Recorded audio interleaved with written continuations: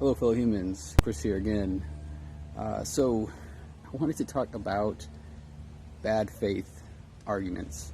This is something that I've touched on in many videos before, but I kind of wanted to talk about it specifically here.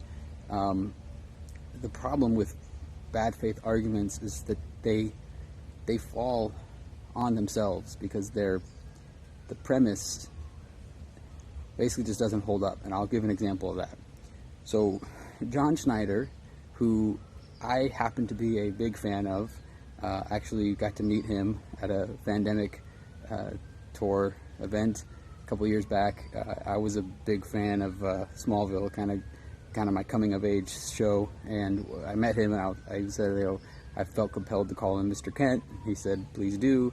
So big fan of his, but I don't find myself in agreement with much of anything that he says, and I kind of wanted to comment on this particular video where he's talking about the idea of being pro-choice but also being pro-vaccine, and actually he kind of misrepresents.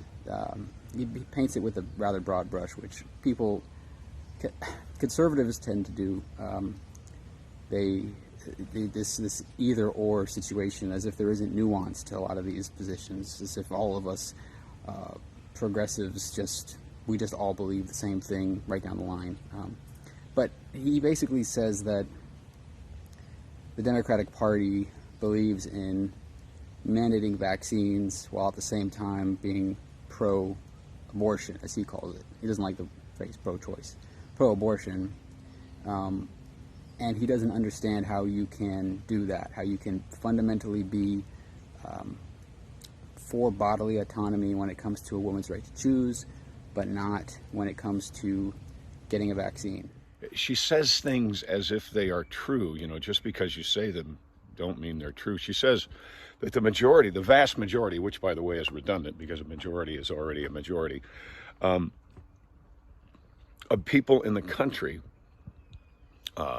Democrat, Republican, Independent, regardless, are in favor of abortion, or, as she puts it, a woman's right to choose, while at the same time, she and her party are in favor of removing your right to choose whether or not you have a vaccine or not. So I don't understand how both of those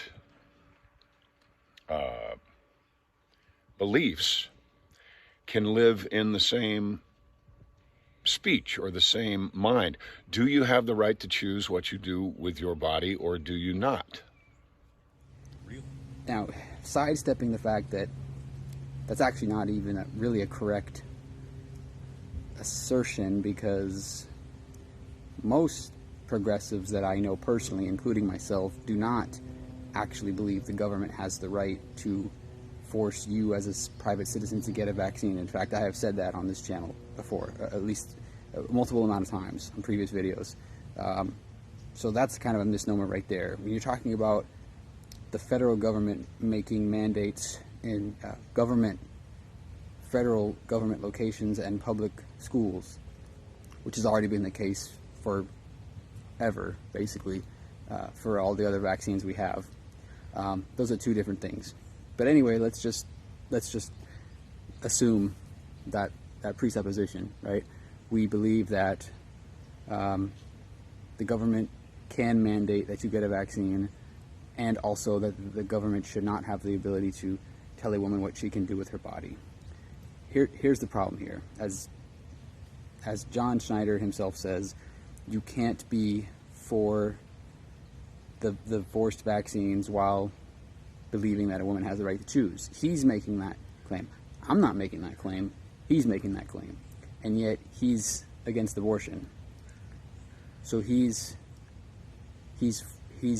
for bodily autonomy when it comes to getting a vaccine, but he's against bodily autonomy for a woman's right to choose. He's the inverse of what he's saying the Democratic side is. So he falls flat on his own rule. His qualifier that you can't be one and the other. You can't be pro-government mandate vaccine and pro-choice. But he's the inverse of that on both counts. So that is to me, that's the definition of a bad faith argument, because you don't actually believe in the qualifier that you're making, the rule that you're setting, the standard in this case being pro-abortion. You can't be pro-vaccine mandate, but then you're pro-government can tell a woman what she can and cannot do with her own body, but you are against the vaccine mandate on that same basis, being that the government shouldn't be able to tell you what you can do with your own body. That is textbook bad faith argument, and it just falls flat, because again, you can just flip it back around on them. For me, I don't see a conflict there, for one, because I don't believe that the government does have the right to force a needle in your body. I will take that to the grave. I do not believe that the government has that right.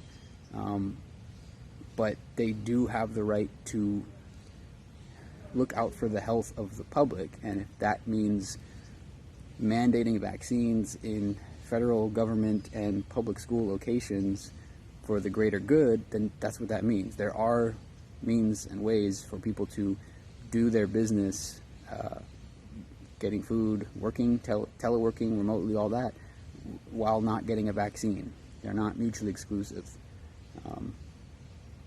And being pro-choice is being pro-choice. I've talked about that at length, my position on that. So anyway, yeah, I was wondering what people's thoughts are on that. If you think I'm off the mark, let me know why, and I'll respond. Yeah, but bad faith arguments are really weak and lazy, to be honest. Anyway, have a great rest of your day. Don't be afraid to question the consensus.